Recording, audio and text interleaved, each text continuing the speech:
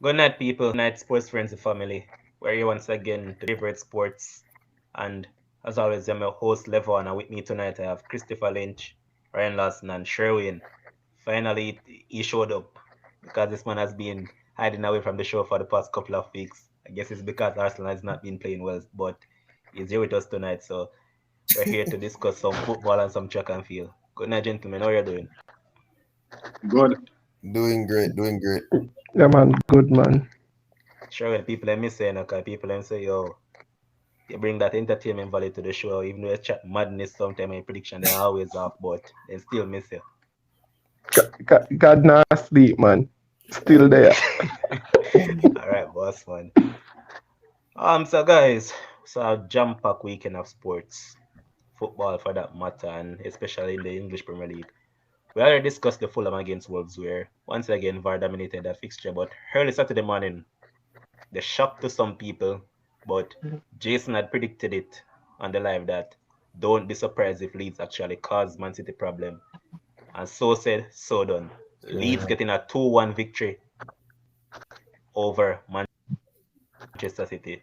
First up, Chris Lynch, what the match itself, and were you surprised that Leeds were actually able to beat Man City, having just two shots on target? uh I wouldn't say I was surprised because like I predicted the game. Didn't predicted that Leeds would win, but predicted that Man City wouldn't be looking like they are hungry for the Premier League since they're probably already the winners. And looking more pumped up for Champion League games. So I think the coach knows that and it's rubbing off on the players. But Leeds was basically lucky. They stayed in the game. And once you stay in the game, that's what can happen. You can always come out and get 3 points. So kudos to them. Ryan, were you actually surprised by the sucker punch that Leeds actually gave Man City? I was pleasantly surprised. Knowing the fact that they actually drew 1-1 with them earlier in the season, I kind of factor in that a bit, but come on, this is Man City and they have the squad depth that they have is like next to none in the Premier League. So you'd have expected them to actually come out and win this match. But When it Leeds was when Leeds went down to 10 men, I thought, okay, Man City is going to overrun them now. Just wait till the second half and we know what City do in the second half. So I was expecting City to maybe score 3 or 4 goals and go on to win handsomely, but Leeds stood up. They defended stoutly, which is not something you really say about Leeds. But wonderful. Calvin Phillips dropped into the defense and marshaled them from that end.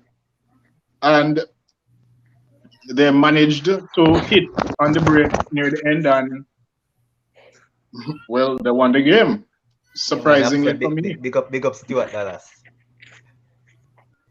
He got two opportunities and he took both of them with a plum. Chris, we're not going to move from you because finally Liverpool were able to score 2 goals at home in 2021.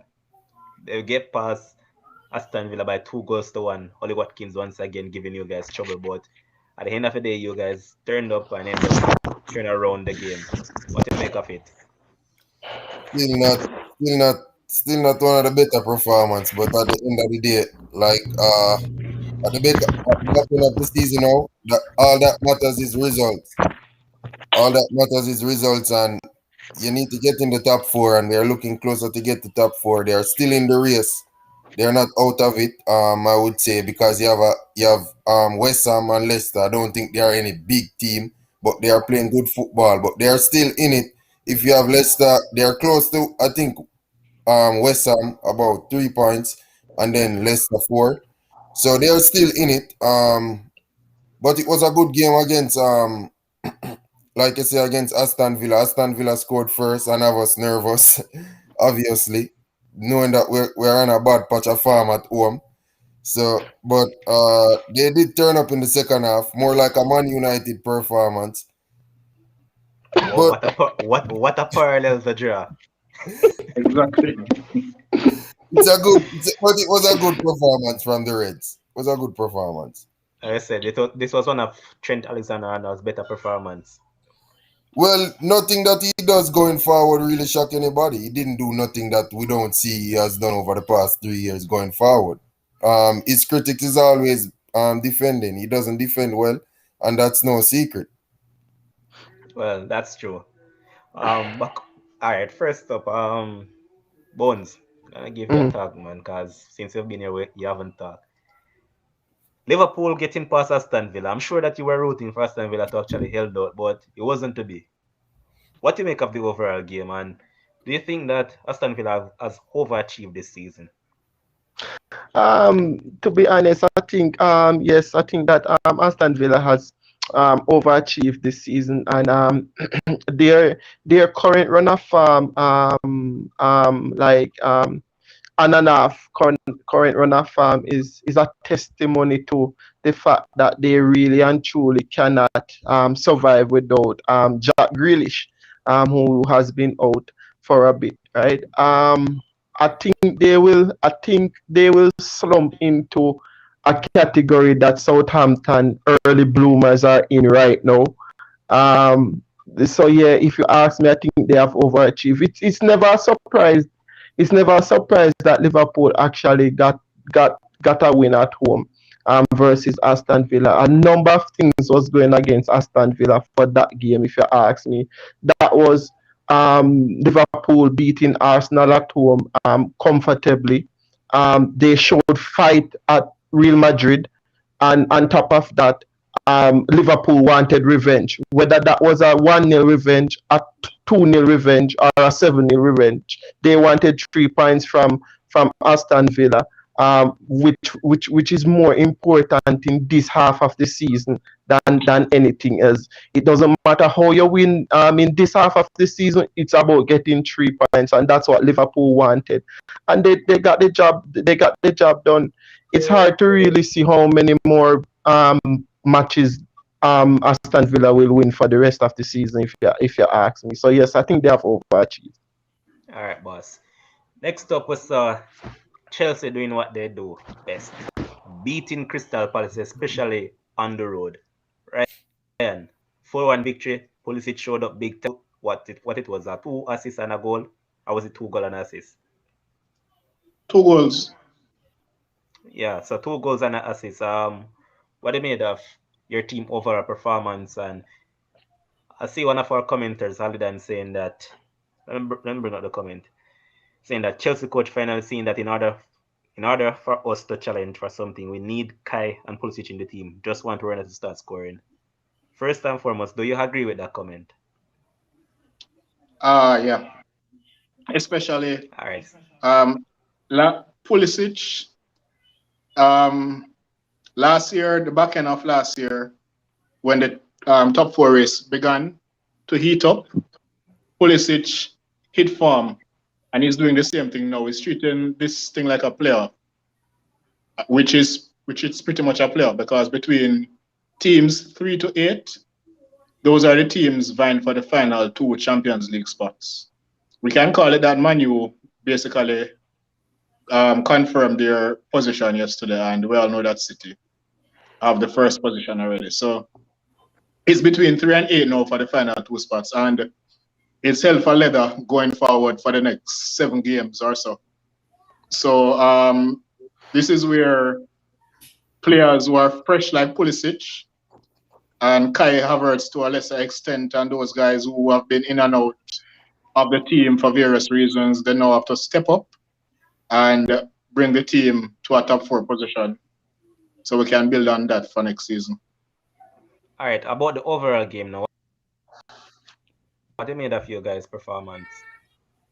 We created a lot of chances. We could have easily scored 8 goals, and it would not flatter the scores, because we created that much amount of chances. But for various reasons, we did not finish properly with many of those chances, and it's something that we need to look at, because from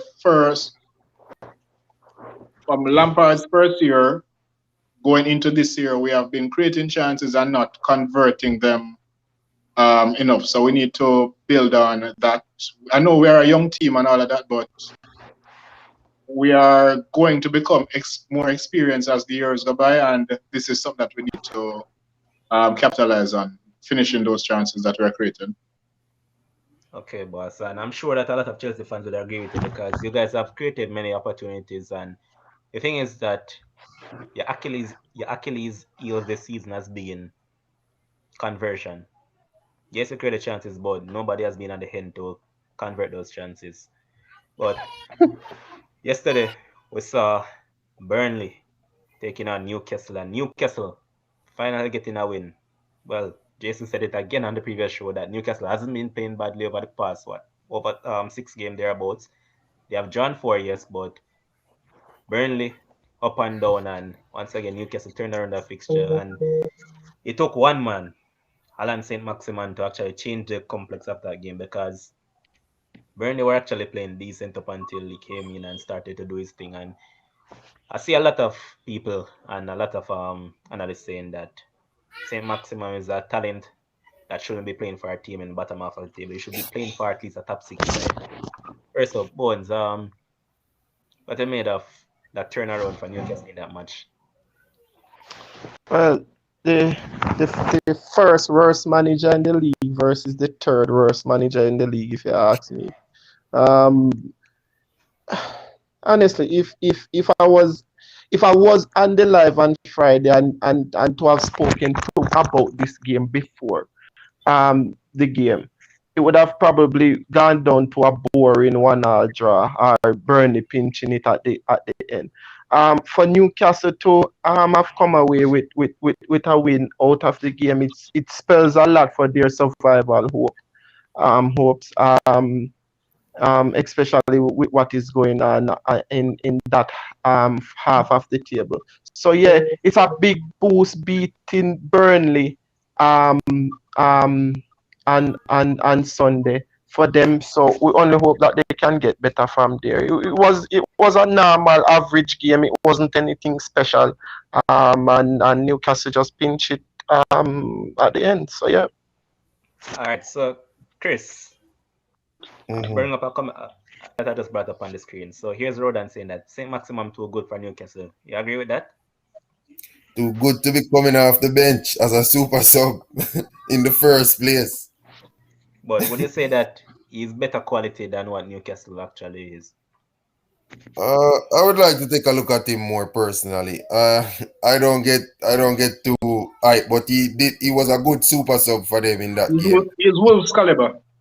Yeah, he came on and changed the complexion of the game. So hold on, They Ryan. Yeah, needed me not, some, no, but Ryan, right. Me not understand the hype behind him, but top six, which top 16 yeah. club him could have And really he get was into not top starting 11 right now. So he was a Ryan, good No, super sub off the bench. That's all I can say. He was great yeah. off the bench. He's the one who won Newcastle that game because once he came on, it seems like he made up his mind that he was going to run at defenders, and he did so successfully and Mhm. created one and then score a brilliant one as well.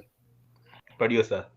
Ryan just played something slick. He just said that Saint Maximum is Wolves quality. You know what the man just did? Because that amateur play for Wolves and Saint Maximum is similar type player. That's why the man drafted that parallel. You know? That's exactly what I was thinking. I saw what he did, man. You played it slick, but I picked it up. But I think he's better than Newcastle. And then again, remember that from the previous live, I had said that based on the caliber players that Newcastle has, Steve Bruce should have done better with them. But that's for our next day. Next up, yesterday we saw West Ham. Well, I should say Lingard team, Leicester City, and Jesse Lingard had a monster of a game. He played against a team that offers Yep. space, and guess what? That is where he shines best. And he was he was absolute class yesterday, man. And Brendan Rodgers keep on slipping down the table. Well, he hasn't slipped down the table as yet, but he keeps on losing grounds in the top 4 race in terms of points collected. Chris, your boy Jesse, dancing once again. Yes, it just tells you that he needs space, and like I pointed out in the previous show, he doesn't get that at Manchester United. But in this West Ham team, he's basically He's basically a false nine. He's roaming, so he's just dropping in empty spaces and picking up the ball, and he's just as a license to run wherever he wants. It seems like he got that freedom, and he's enjoying time with West Ham because of that, and he's going to score goals because he has pace. He has pace to run at defenders, and he can finish the ball. He scored a great goal, the first one. I don't think he really believes that he scored that one, to be honest. But that's what happened. When you shoot that goal, I always believe that midfielders and strikers, once you're top of the All right, so Lynch just got a break. Would you like to pick up on that, Ryan? Well, I agree that Lingard needs space to operate because that's the type of player he is.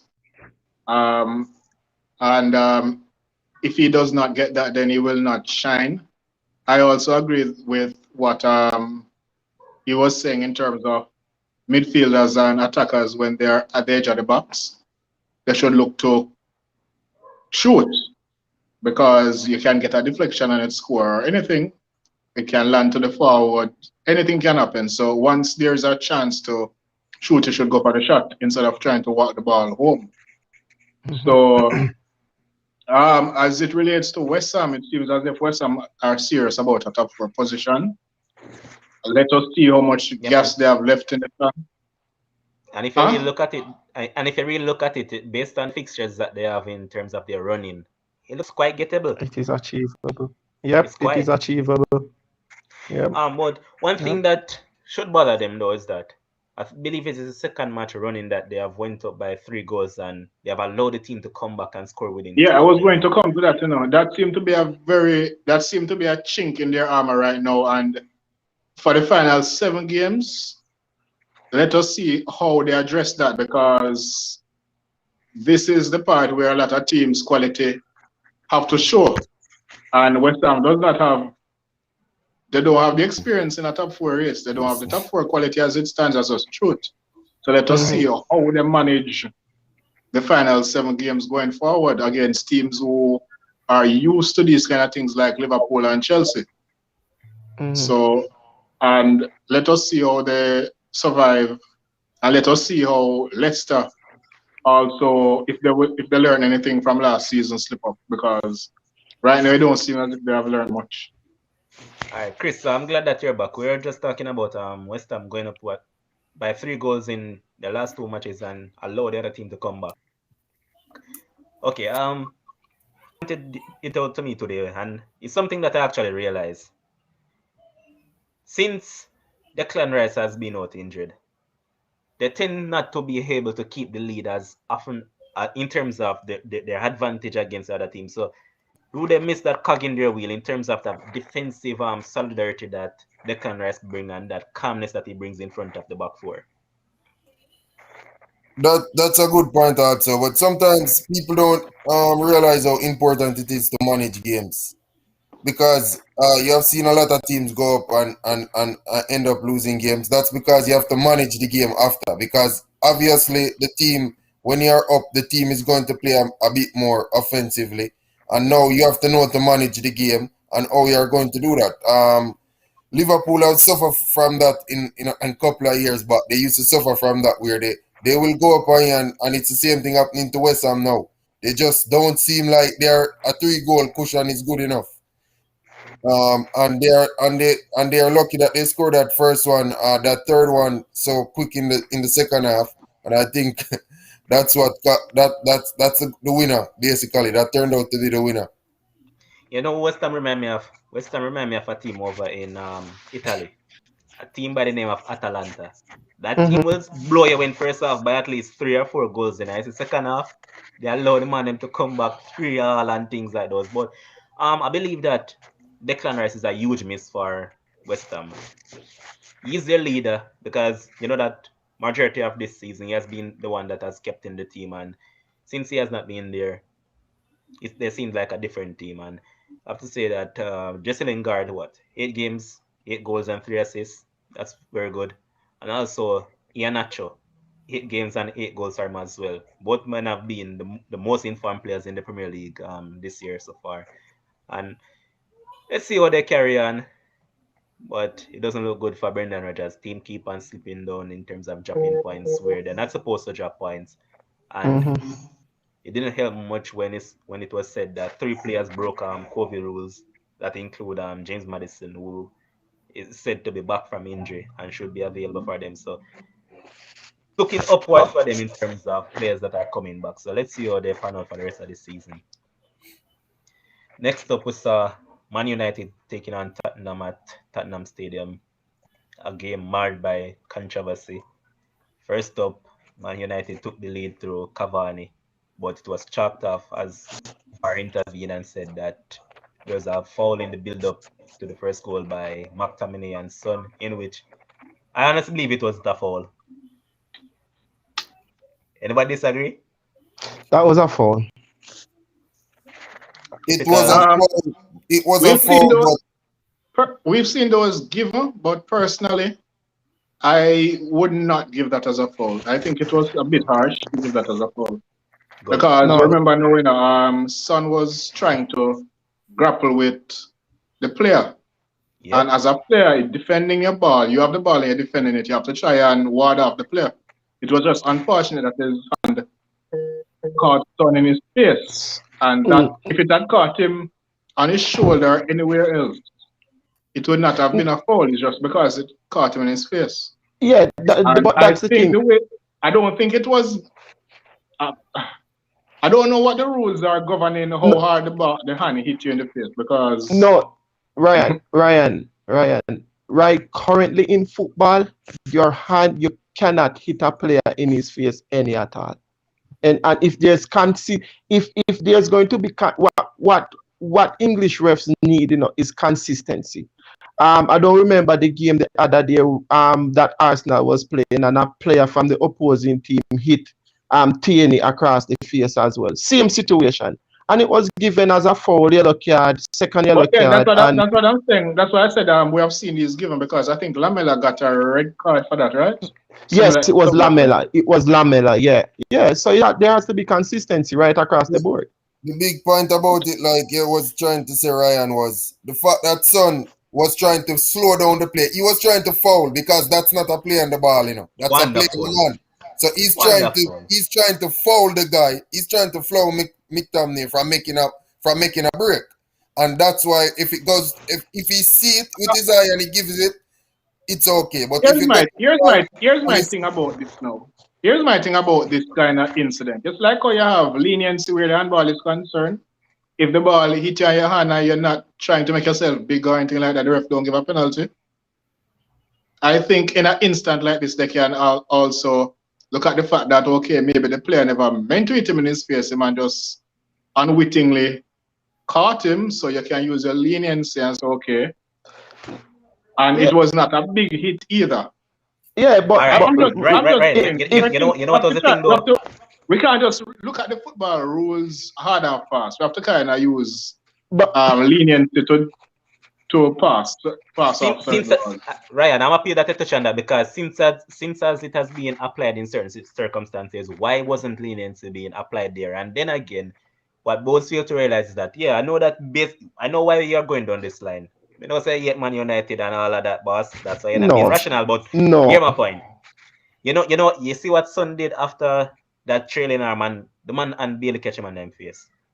Son was doing something that I saw Neymar did in 2018 World Cup. As a man stamp off a Neymar, you see him roll all over the pitch. That was Son yesterday. And Son required what? Of all his teammates to come around him to actually pull him up. What was that, boss, man? The man never licked their face. Levan, it not go down to that, brother.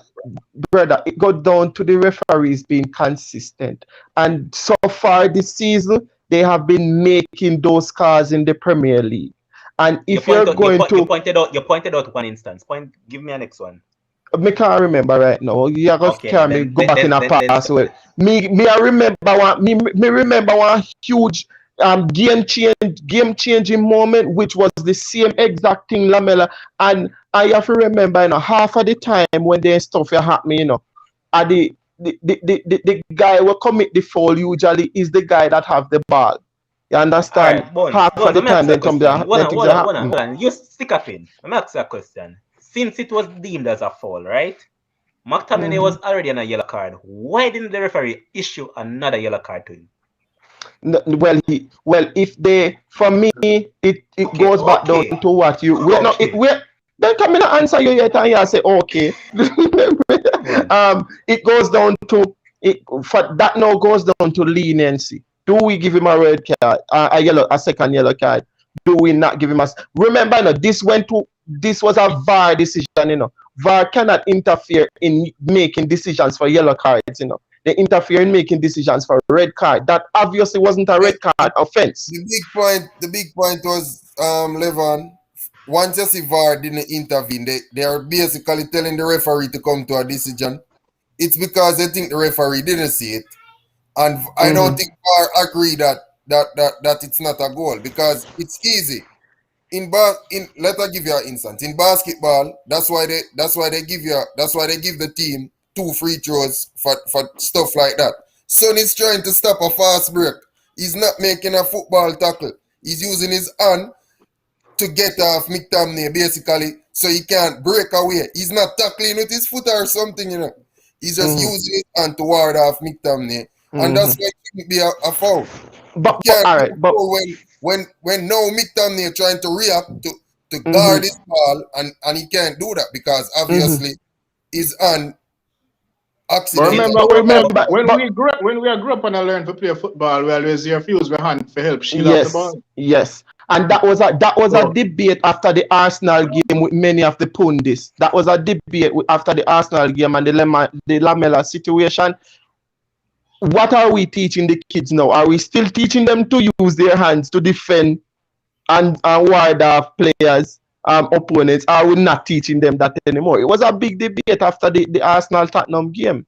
So I don't know. But before that, on the 8th minute, Paul Pogba should have seen a straight red card. No doubt about that. I'm not sure if it was a straight red, but I think it was a card of bluffing. Straight red, elbow in the face, straight red. Now let's see the Bones. I love it that you're hearing because you know the producer just said something to me. The producer said, "Yo, say Bones can chat rubbish still though." I'm a Man U fan, so I don't agree with nothing. But either way, Bones, you notice that you're fighting a one-man battle because you're the only one here advocating, say, "Oh, it was this, it was that." But all I can say matter is that football too soft now, man. If that is how they tend to go on, football too soft. But yeah. Man United came back in the second half after the same son get up and gave Tottenham the lead. Man United came back second half, played a very good 45 minutes of football. They moved the ball fast and they absolutely dominated Tottenham that second half. Yes. Pogba was at his brilliant best yesterday. He ran my boy Fred on quite a few occasions. Yes. It was a good goal by Cavani and it was a game changer. So you don't mention Fred. I didn't. I don't give big ups to Bugs. Whenever I'm predicting anything about the team, Levon always tell you that Greenwood is a game changer. I love his game. Yep. I can't believe him and a big up Fred. The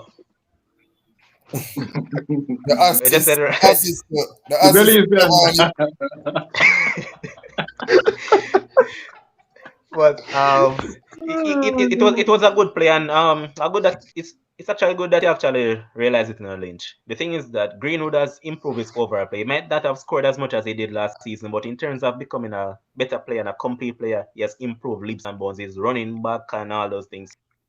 So you mean to tell me that he's growing and people were trying to tell me that if Greenwood was in England under 21 squad, it would not make a difference. And I don't buy that. Huh? Who said that? A lot of people. People were saying that. So Greenwood do not make a difference. Really? And I can't see through that I can't see through that. If you replace Greenwood with Nketiah, there's a big difference. Big difference. Bug Nketiah, of course, there's a big difference. Solid player, solid. The ball that he whipped into the box. England drop out by 1 goal. You mean to tell me that Greenwood gonna score 1 goal? Or assist 1 goal? But with that being said, I'm just going to roll over into the Arsenal match and I'm going to point out something that an Arsenal fan said to me today. Man said, "Boss man, Nketiah not even belong in a championship. The man they are League One quality. I'm not talking about top 5 team in the League One. I mean like side of 5 in mid-table. Man say I hope the next season we keep Laka because you know saying have a 1-year main playing contract. So he say hope then keep Laka and promote Balogun because Nketiah waste I a was guy. going to that. Balogun need to get promoted. Promoted to what? Yesterday when Nketiah came on, I was saying, boy, him getting the minutes that Balogun should be getting. I think maybe because Nketiah is ahead in his development, they are trying to give him more play time, I guess, but he's not the better player. Yeah. And Arsenal ran out 3-0 victors over Sheffield United, a hapless Sheffield United team. And Bones, quickly, I'm going to ask you this question. Why is it that Mikel Arteta doesn't want to give Gabriel Martinelli enough game time? He came out and he gave a stupid reason saying that he doesn't want to involve too much young players at once and this and that. But my thing is, if they're the one that are actually playing well, are you going to hold that against these players?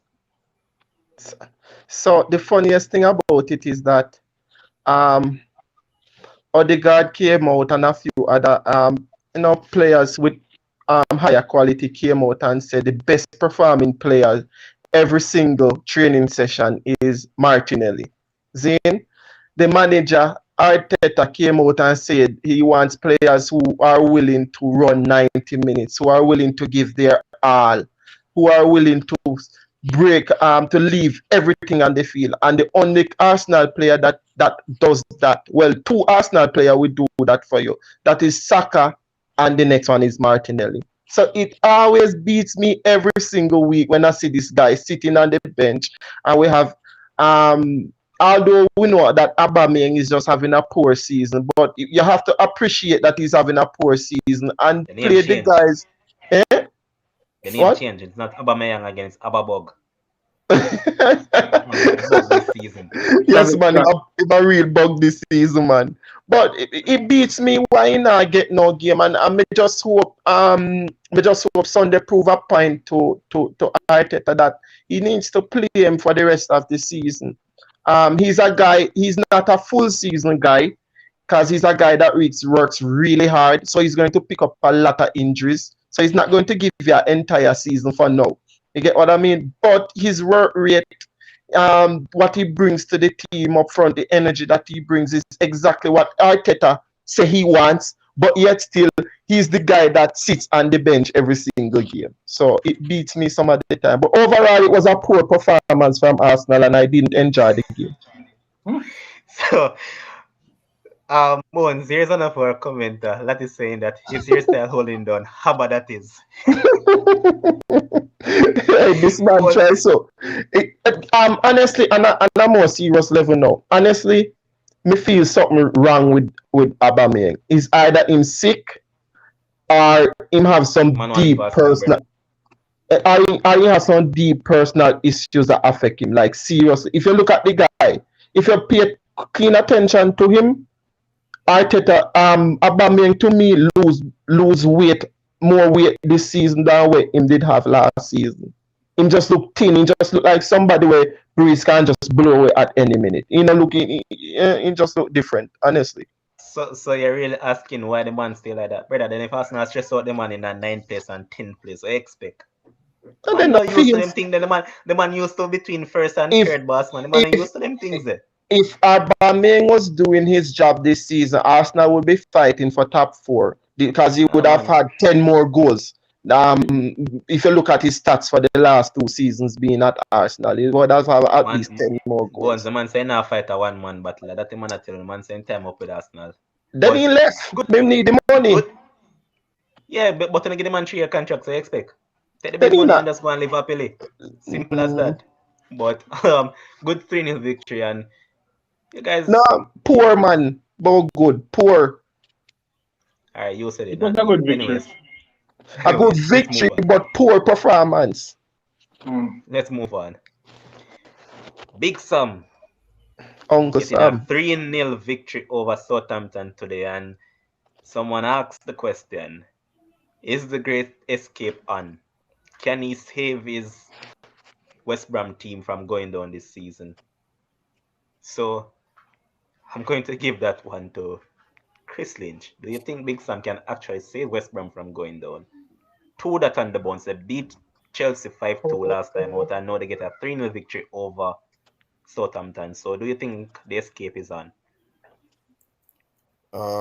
It's always good when you can get points when you're desperate for points. I personally think they won't survive. They won't survive relegation.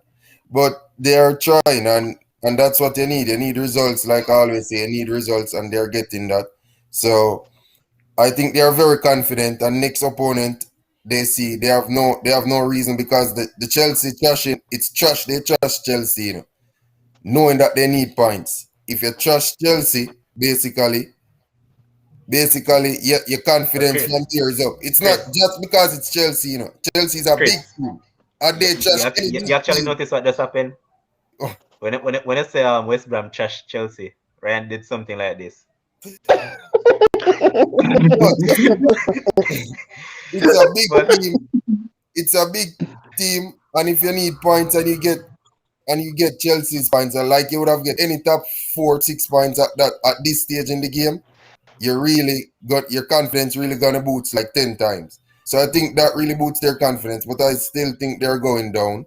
But they played good over the weekend, to be honest. They were really good against Southampton. They were a little careless at some point, but they really deserve the 3 points. They were the better team to me and against Southampton. How much points Newcastle is on right now? Newcastle and Newcastle is on Brighton. 32 points. Brighton Brighton is is on on 33. 34, 33. 33. Yeah. And those are the ones above West Brom and Fulham. Yes. all Yes. right, so remember that Oh, Burnley is also in the mix now because Burnley is on 33. Yes. Burnley on 33. 33. Yeah. Because I was looking at it and said maybe 36 points can save them, but 36 looks perfect right now. Then Southampton dead is like a dog, Southampton is man. occupying Because that on the normally 14th. they say normally the average points to stay up is 35. Yeah, And But not again. 35 that 35, 36 look out the equation right now based on the fact that those teams above them are so close to that amount already. yeah, because Yeah. Them dead, man. Southampton are currently in 14th position on 36 points. At 8 So points. At 8 points gap. Them have But to cover in our next 7 natural games. donor Ryan. They said normally average points is 40 though.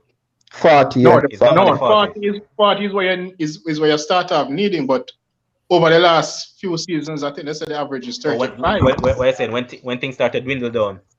Yeah, they said the average. I don't remember. I think it was last season I was hearing it, that the average points to stay up is 35 over a period of time. No, but the thing is that though once you start off though, once I get 40 points, I said that you're not Yeah, you normally normally say safe. you're safe when you get 40, Mm-hmm. except But if you're a West let's Ham in 2003.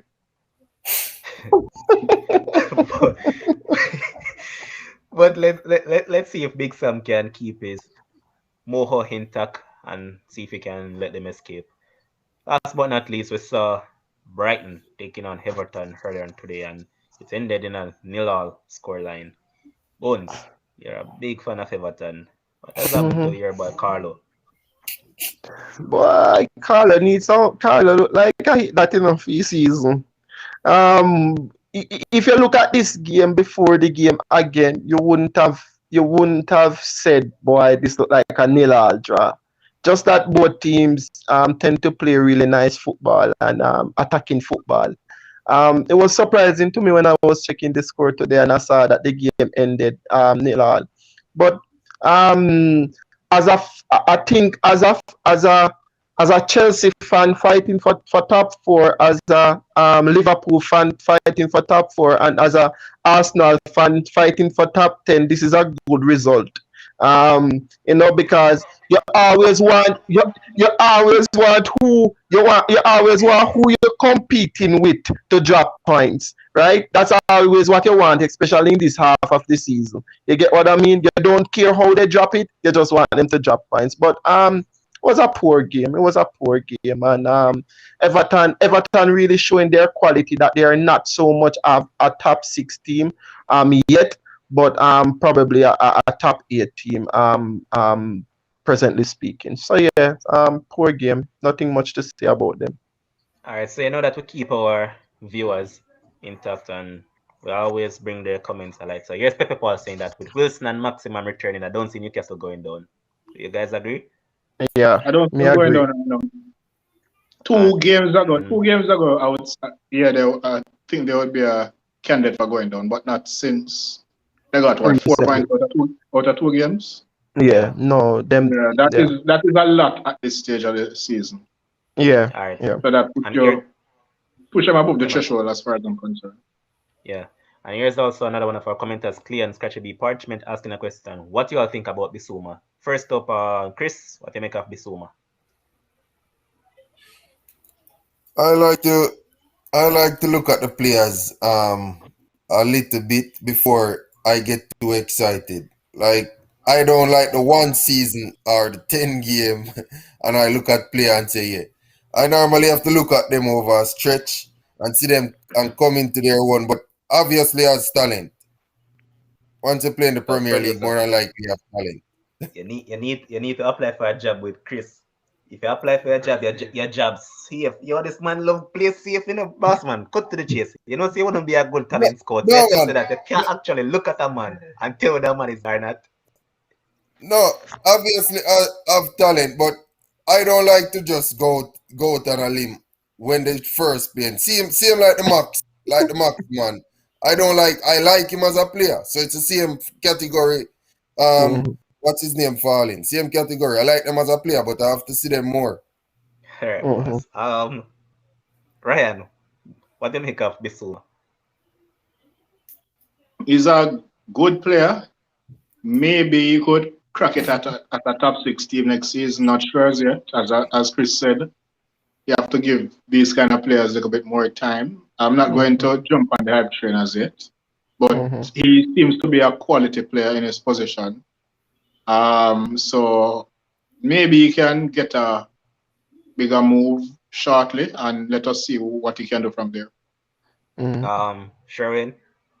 Me, I have had such a poor season that me not have no time for look for no other players right now. Me I tell you the whole God truth. All right, personally for me, I know a lot of United fans want him.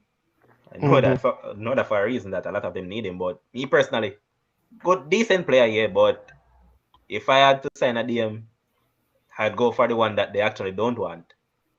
Who? That is the man that I spoke about on the show, Declan Rice. That is the man Declan that I Rice. want. Yeah, Yeah, man, yeah. involve a player Before plus cash deal. before you move, Levan, I see the Lingard to Real Madrid also. He didn't talk about that. Yeah, To man, tell me, Arsenal. you're selling God have Ballon d'Or type of season, man. Come Yeah, on, man. man. Just imagine if Lingard bring West Ham to Champions League. And then just imagine Lingard go to Euros and help England win Euros. You can't talk to Lingard. He's $100 million man you look on this man. So No, big in up age Jesse. no Big up worth. Jesse. You're playing at the club that you belong. Swap You're deal with mid-table. Lingard and Fede. Huh? A swap deal with Lingard and Fede. Real Madrid. Why? Decent player, but me not really like Valverde either. Huh? Me can't He's go no. de- Me he- he's can't. decent. He's decent, but he's not someone that I really like either. Uh, me Take can't go offense to no. that. Me can't go no Lacazette and give me Lingard. Okay, let's move on. Since as this man is getting ridiculous now. We'll move on to some Champions League, and tomorrow at 2 p.m. we'll see Chelsea who are holding a 2-0 advantage taking on Porto. A lot of people are saying that this tie is over. I think Ryan will probably agree, or you don't. With for I Porto, cautious I think the player that was suspended, I think his name is Taremi, is back for this fixture. I cautiously agree because football. Oh, Is an answer and I mean, score. look at it this way: game start within 5 minutes, Porto score 1-0. Under pressure. Trouble. True. Exactly. Trouble. Yeah. But if game start 5 minutes, Chelsea score, Over. total different game. Mm-hmm. So within that context, I cautiously agree. Mm-hmm. all right. So go to the limb and call the score line.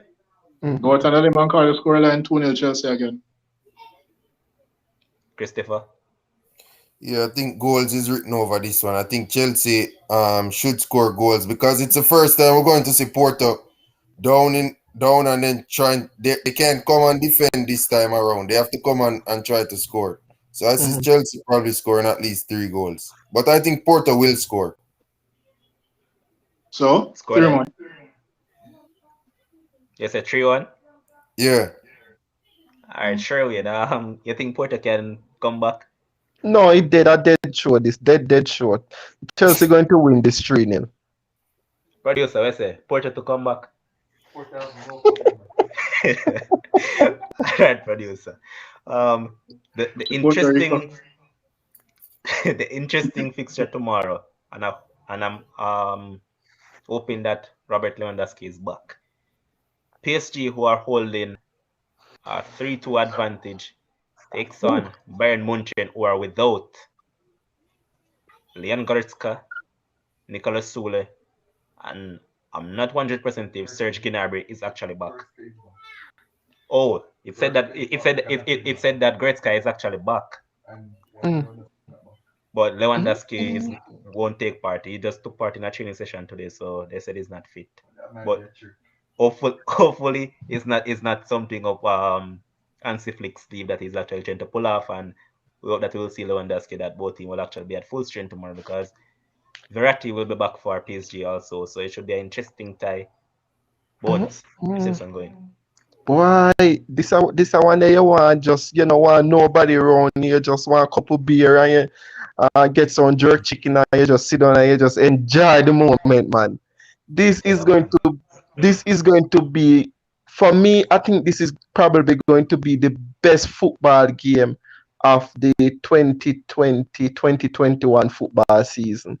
It has so much at stake and it is so tight that it's going to be something special, I think. But because if you look at the game, Bayern Munich cannot afford PSG to score. PSG cannot afford Bayern Munich to get that first goal, right? It could be an edgy game. Does the inexperience, well, you can't say really inexperienced because Pochettino went to a Champions League final a PSG few went to a seasons, Champions League final last and year as well. PSG went to a Champions League final last year. It PSG at home, they scored 3 goals at Bayern Munich. Um, I really don't think that PSG is going to give this one away this season. And I'm going to go with a 3-2 win for PSG Again. again. All Yes. right. Um, Ryan, what's your scoreline prediction for this one?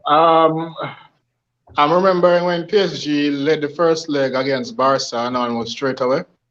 Emery did idiot. Huh? No, I'm talking about a couple weeks ago. Oh, a couple When weeks ago. Okay. Yeah, when PSG almost straight away because if Barca was finishing those chances, they would have come back and knock out PSG because they True. totally dominated PSG. So against that backdrop, I think I am going to go with a Bayern 3-1 victory. Chris Lynch? PSG has no chance. Byron gave away that game at home. They basically helped PSG score those goals. So I can't see PSG, I can't see Bayern repeating such a horrible performance defensively and probably in front of goal. They play as a team. Yeah. I think Lewandowski or not, they are going to win this game. They're going to score a lot of goals. I expect 4 or more goals. All right. What Backside. I'll say is that if Bayern come out tomorrow and don't start Eric Choupo-Moting, Bayern will win this game easily. I think Bones is actually forgetting that in that particular game that PSG won the other day, Bayern took like what? I believe it was either 32 or 35 shots with 12 on Yes, target, I while know. PSG only Yeah, I had know. like 6. And Boss Trent man.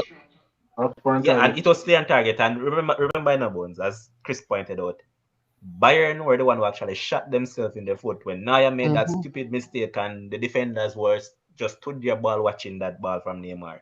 So Mm-hmm. if Bayern come out to play football tomorrow, There's no chance PSG is going to win And that match. because of the threat that PSG know that Bayern is so dangerous, they're going to be a little nervous tomorrow too as well. I A suspect little. they're going to be nervous, and that's what give Bayern the edge. They have I more think, experience. and guess what, too? It's not a case as if we're just writing off PSG just like that, no, but their track history has proven it. Remember when they led Barca by what, 4-0, and Barca came back and beat them a couple of years ago. I Their remember when track they came. their track record is normally at the quarterfinals too, you know. That is normally where the Hold on, hiccup. Ryan. Hold on, Ryan. No, I'm saying their track record is normally at the quarterfinals as well. Yeah, and remember that the time when Barca beat them, it was a different coach, right? They came over and they beat United at United home, 2-0.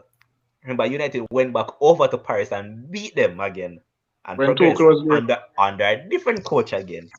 And guess what? The other day, as you said, had Barca been clinical in that match, Barca would have beaten them as well. So the track record for them doesn't look that bossy. But let's see it go. I think it will be a very interesting match, and I expect to see goals upon goals upon goals. So I shall it's going sit to back be and watch it. interesting. Yes. All right. On Wednesday, we'll see Chris' team, Liverpool, actually looking to overturn that fixture. They scored 2 goals at home for the first time in 2021 against Aston Villa.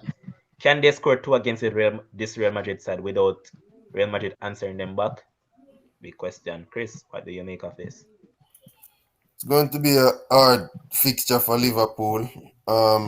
Like I said, Zidane married to the Champions League.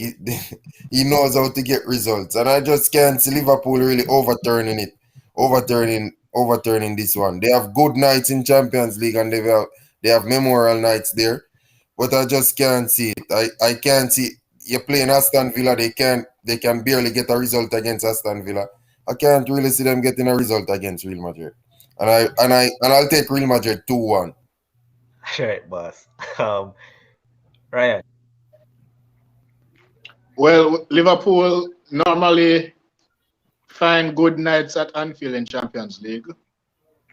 I think they will find a good night tomorrow, but also a bad night in the sense that They'll win, I'm but they'll still lose. predicting 2-1, but yeah, but they won't advance. All right, Sherwin. I think Liverpool is going to do something special for the Prince.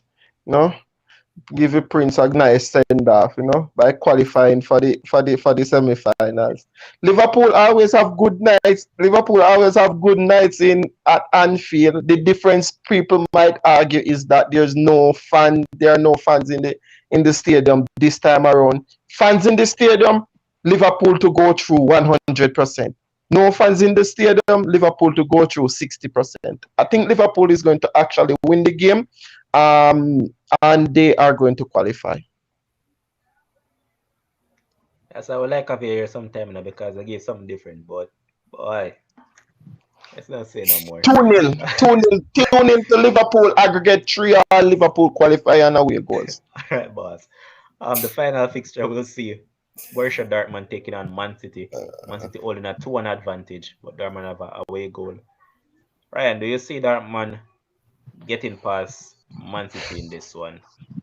City is like PSG when it comes to the quarterfinals. They normally choke at this stage of the show. But luckily for City, they're playing a side that is known for choking regardless of where they play. So based on that, I have City to go through. I think they're going to win 3-2 tomorrow and go through. Sure, when your scoreline prediction. You know, actually, this gonna be the upset at the Champions League. This Not tomorrow, not Liverpool and Real Madrid. Just Liverpool to win. That's an upset. Upset. No, man, that's an upset. That's an upset. Bones. Hold on, man. Real Madrid is holding a 3-1 advantage. You expect Liverpool to come out and win 2-0 now. 2-0. Yes. Liverpool that doesn't have a defense. But that's not an upset. Liverpool has the quality to do it. Liverpool have the quality to do it. Now come on, man. Now. Anyways, this is going to. Let me fix it up a little bit. This is going to be the biggest upset of the Champions League quarterfinal, if you ask me. I do not, and I strongly do not believe that Manchester City is going to qualify on Wednesday. I do not believe it.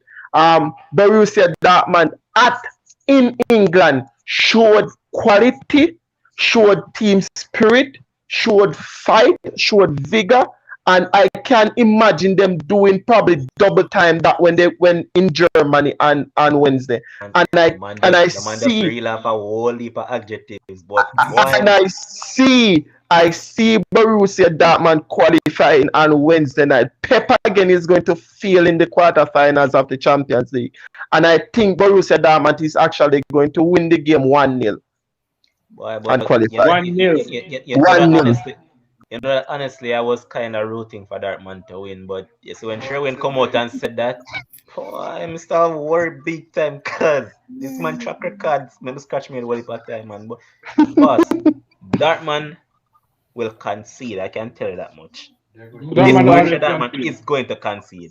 Me They nah always see. concede. Chris, your scoreline prediction. I actually like this upset. I just think that Man City has something in their closet, and until they get over it, I will forever be picking them to lose at this stage. I'm picking Darmont. I'm picking Darmont to come out 2-1 winners. You see it? I know me one. I know me one. You see Well, it? But Dortmund but win but but 2-1, you know. but The, That's but right. That the was no the, extra the, time and the our difference is penalties. that So, the bigger difference is that this man actually expect that City will not City. I mean Dortmund will concede. You on the other hand just said what?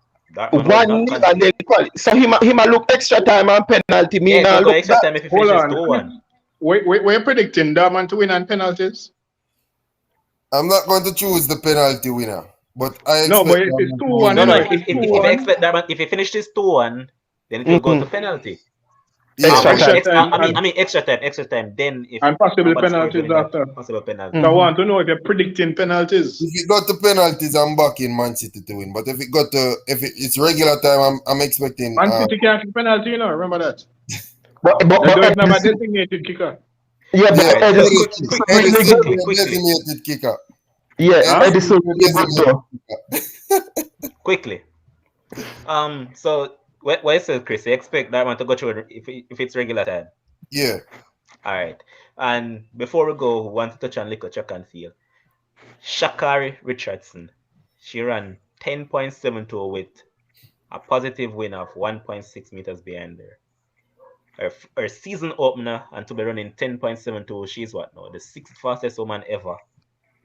Chris, do you believe that she's peaking too early? And let's point out that this young lady is actually 21 years old. She's seen as the heir to the throne that is being thrown up by the Jamaicans, and she's here to take over from the Jamaicans. Do you think that she's peaking too early? Uh, we can't tell if she's unless we are close by to her track program. We don't know if she's speaking too early or not because normally at this time of the year you will be doing weights. So normally people running heavy. So you're running heavy. So you're not expected to be running light and be peaking and all of that. So I don't know, but if it's anything to look forward, I'm looking forward to seeing her because she also felt that she could have run faster at the NCAA championship when she ran 10.75. She really think that she didn't do her best and she could have run faster. So I'm looking to see if she's going to be running faster as the season go by. That will give me an indication to say if she's running light or she's still loaded. All right. Few things that I can point out because I watched the race, right? She didn't have the best of starts. Her start was very sluggish. But you see, from a reach around 30 meters in the race, she absolutely dominated the race right through. And someone on commentary had said that looking at her, and he has gotten inside information about her, they said that she's nowhere close to 100% right now. So if she's not anywhere close to 100% and running 10.72, there's a likely possibility that they're trying to train her to run high 10.6. Well, not high, I mean low 10.6, high 10.5. You agree with that, Chris? I mean, it's going to be disappointing if that's not the time she's running at the end of the season or at any major championships. It's going to be disappointment for her that you come in April running 10-7-2 because I can tell you that's the time Shellyan will be running when it comes to championship, just around 10-7. So if you cannot run that, you're really not going to beat Shea or Ilian, who is going to come down to that time when it comes to championships. Mm-hmm. All right. Haven't Ryan. we True. seen this over the years with Americans though? Yeah, we Yeah, Especially we have. have seen when it comes we close have seen it. when, Yes. to a championship. That's The, exactly what I was going to say. yeah, Exactly. the track is suspect also because there's a quite a few times. There was a quite number of quick times on it on it in that meet. So it's No, but suspect. the wind speed there was actually positive though. Yeah, the wind speed is good, but sometimes the trucks are still The suspect. track itself fast. All Yeah, right. It's Mm-hmm. like sometimes the truck is suspect. The Italy track that myself always run on. It's like one of those. Truck is Mm-hmm. This one was I believe it was at Miramar in Florida. This It's track. like 5 other Mm-hmm. Americans who run a world lead are just around there. You, you Close. know, you know, you know, my point on it is, guys, my point on it is when Usain Bolt did run 9.52, we hear saying could have did run 9.48. Up to this very day, he still not run Run 9.48. We what? know now we see What did you say, Ryan? 9.48. 9.52 he run. Another Nine time eight. road time. 9.58, boss man. 9.58. Eh? No, no, no. 9.58. No, what 9.58. Yeah. Shoyan is saying is he might get the time wrong, but he has the principle correct because people are Yeah. saying that Both to Bolt run can fast. run 9.5 or 9.4 something. People were saying it Yeah. was Yeah, been they were said. saying that. Yeah. Yeah, man. So yeah, But the current it's just a record back. is actually 9.58, man. Yeah, 9.58. Me not feel long for Corona have my head mixed up all over. A long time when I watch like good sports, you know. Anyways, Disagree. I believe it's Arsenal, but continue. that'd be nice. Anyways, so yeah, they always come out and they say, "Oh, the athlete can do this, and oh, the athlete can do that," and yet, when it comes down to the day, they actually don't. And yeah, so this for me, it could be an early peak as well as What was our it PB before? 10-7-5. 10.75. Oh, But she so ran it not and didn't even make the US team that year. Yeah, man, it was quite understandable on that occasion because she was running on the collegiate system right throughout the entire season. So by the time US Championship came around, Yeah, she should have been tired and things like that. So on Jamaicans, this a lot of occasion, Jamaicans could have said that made their team, you know. yeah, but there's a bigger difference between them The and hurdler was speaking at that time. Or hurdler Johnny Brown. yeah, man. She was speaking at that time and was running fast. She was the fastest in the NCAA, and she did look good at her trials. So Yeah, sometimes it come down to coaching, and that's why I'm not buying it until I see the coach prove us wrong. Because once exactly. and you Brianna's PB is what 10.74 or something like that. no no, man. 10.94, I think. Sorry, no man, should do better than 10.94 since I'm sure that. Me not sure she run no 10.7 yet. I know Hold on, Yeah, she, no man. man. Hold on, I'm She trying hasn't to run remember. that, man. I think she did Sure. better than 10.94 at one point. Anyway, it's Yeah, man. It's a, it's So a, it's a tricky. finish up. It's a tricky topic still. It's a tricky topic, and it can play out any way you play out. But and then the next thing what me I go say is Quickly.